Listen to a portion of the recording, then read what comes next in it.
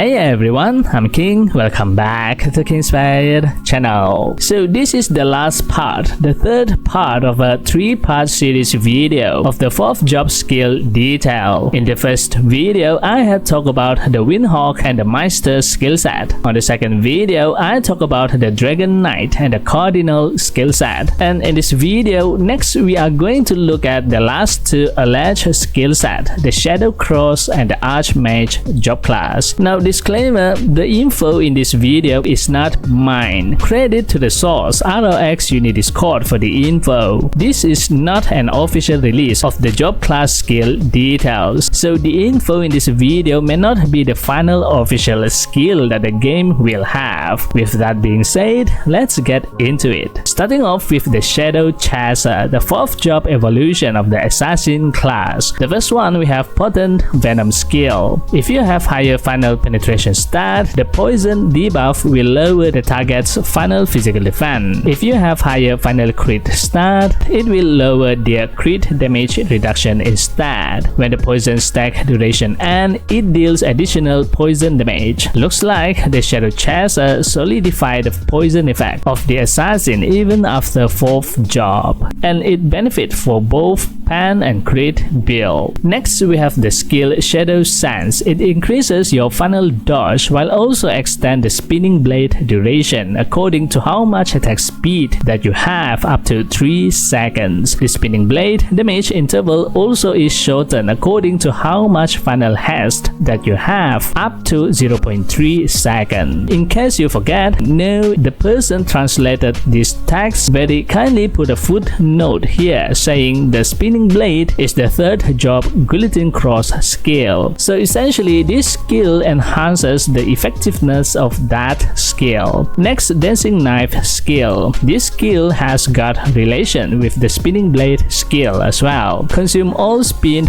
point, launch the blade, and deal weapon attribute physical damage to all enemies within 6 meters around you. The damage is increased for every spin point consumed. Apart from that, every time when double attack is triggered, the cooldown of the Dancing Knife skill will be reduced 1 second down to 12 seconds. So this is like the cross impact skill for the kata, right? If I'm not mistaken, for cross impact skill, the skill cooldown is reduced for every crit attack. So this skill is like that, but for the dagger, just that it cannot totally reduce the cooldown to 0 like the kata did for the cross impact skill. That's too bad. Next, Shadow Stab skill. Summon several shadow daggers to step forward and deal weapon attribute physical damage to all enemies on the path. When double attack is triggered, the skill cooldown will be reduced by 1 second down to 6 seconds. Oh, okay, looks like there are a lot of dagger skills so far. This is also great because of the cooldown reduction effect, but again, it limits the cooldown reduction up to a certain limit. It will be so much better if it can reduce the skill cooldown up to 0 for every double attack. Next, we have the Eternal Slash skill. Launch 7 slashes onto enemies within 6 meters. Each slash deals weapon attribute damage and deal additional damage to all enemies in the area after all the slashes are completed. Each segment of the damage cost is shared by all targets in the range, meaning the more target it slashes, the lower the damage. The damage is increased if the target has Shadow Wound, which is a status effect that inflicted by a skill that we will see later on. Next, Impact Crater skill. Consume all spin point and deal weapon attribute damage to all enemies in the range. The damage increases for every spin point consumed and can be crit. When it deals crit damage, inflict grievous wound status to the target. When the Qatar normal attack triggers a critical hit, the cooldown of the skill will be reduced by 1 second down to 12 seconds, right? So this skill is for the Qatar with the same cooldown reduction effect as to the previous dagger skill. Next, Savage Impact. Move to the target and deal damage and its surrounding 4 meters. The damage can crit. When it deals critical damage, inflict grievous wound status to the target. And again, when the cutout normal attack triggers a critical hit, the cooldown of the skill will be reduced by 1 second, down to 8 seconds. 2 cooldown reduction effect skill for the dagger, and we have 2 for cutout as well. No discrimination for both weapons, I see. Next, we have Fatal Shadow Claw skill. Instantly move to the specified location and deal weapon attribute physical damage to enemies within a 6-meter range, and immobilize them for 3 seconds. The damage caused by this skill is shared by all targets within the range, meaning the more the targets, the less the damage, and the damage can crit. For every stack of grievous wound on the target, the damage received by this skill increases by 50%. Next, weapon blocking. Immediately cancel the protection from the counter blade skill, I suppose, and enter charge mode. During the charging period, the blade will spin around you and you will be immune to all incoming damage. During this period, you cannot move. After the charging is complete, the blade will be fired to your surrounding and deal weapon attribute physical damage to targets within a 6-meter range. Deal additional damage after charging for every counter blade consumed. If you have higher final crit stat, the damage can crit.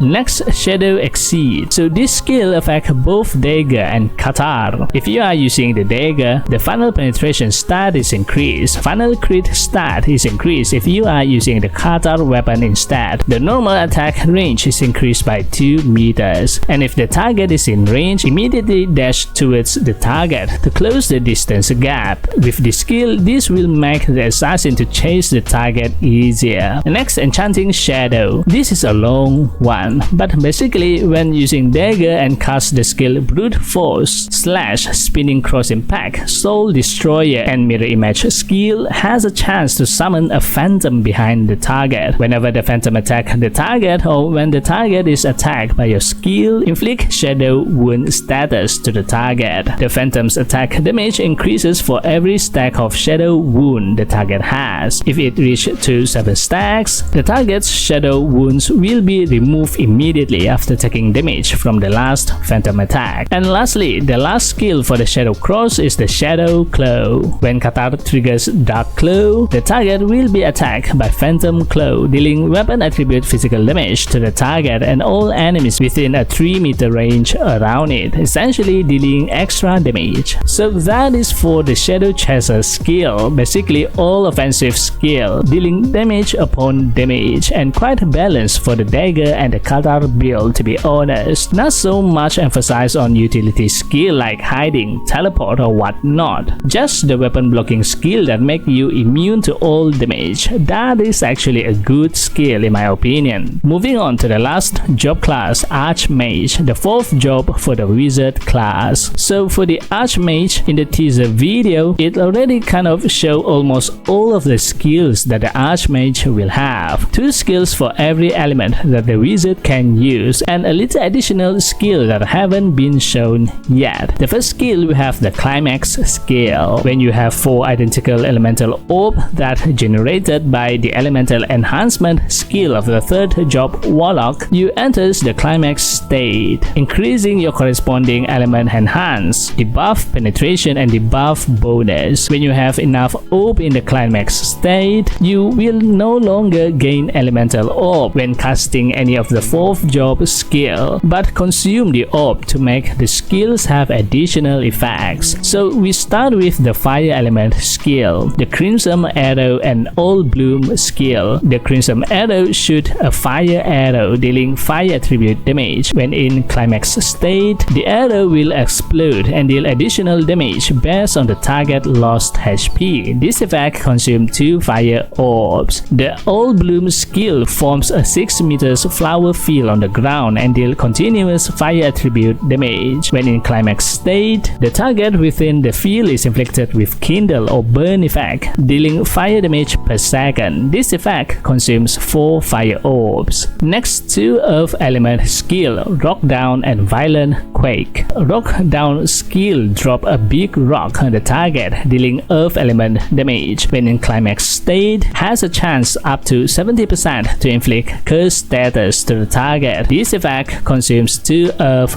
orbs. The Violent Quake summon an earthquake causing spiky rock to poke out of the ground, dealing Earth element element damage to the target in 6 meters range. When in climax state, the spiky rock poking out rate is double and has a chance up to 50% to petrify the target. The effects consumes 4 earth orbs. Next we have skills for the water element, Frozen Slash and Rain of Crystal. The Frozen Slash fires 5 ice blades dealing water damage to targets within 6 meters around you. In the climax state, deal additional water element damage, has a chance up to 60% to apply ice fog effect to the target. I think this will cause the blind status effect to the target. This effect consumes 2 water orbs. The Rain of Crystal skill rain down icicle around you dealing water element damage to the targets in 6 meters range that lasts for 4 seconds. When in climax state, the duration is increased by 2 seconds to 6 seconds. After dealing damage, has a chance up to 50% to freeze the target. This effect consumes 4 water orbs. Next we have the wind element skill, Destructive Hurricane and Storm Cannon. For the Destructive Hurricane skill, the air swirl around you to deal wind element damage to the target within 6 meters range. In the climax state,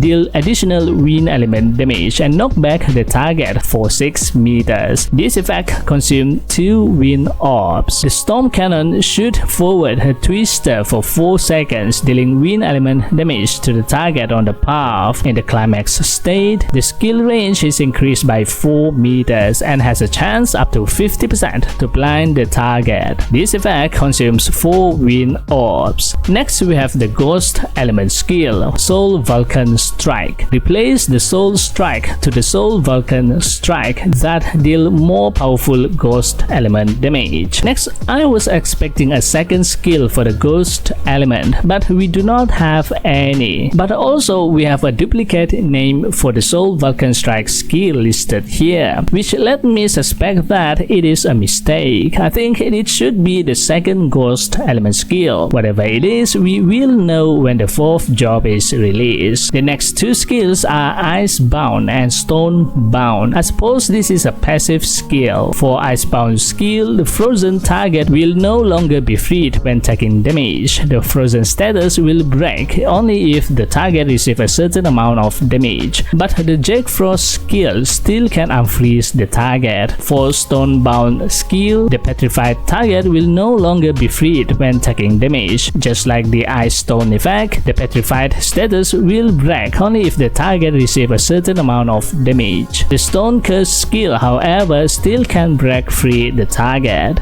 Alright, similar to the Shadow Cross, the Archmage also have an arsenal of offensive skills for the 4th job, increasing the DPS even more. And that concludes all of the 4th job class skill set. So what do you think of all of this job skill set? Will it make a huge difference when it finally patched into the game? Let me know your thought at a comment below. That's it for this video. This time video shoutout goes to... Thank you for always supporting me and this channel. If you like this video, give it a thumbs up and hit the subscribe button. And also don't forget to turn on notification bell so you will be notified whenever I upload a new video. Thanks for watching and I'll see you on the next video. And as always, happy playing. Bye bye.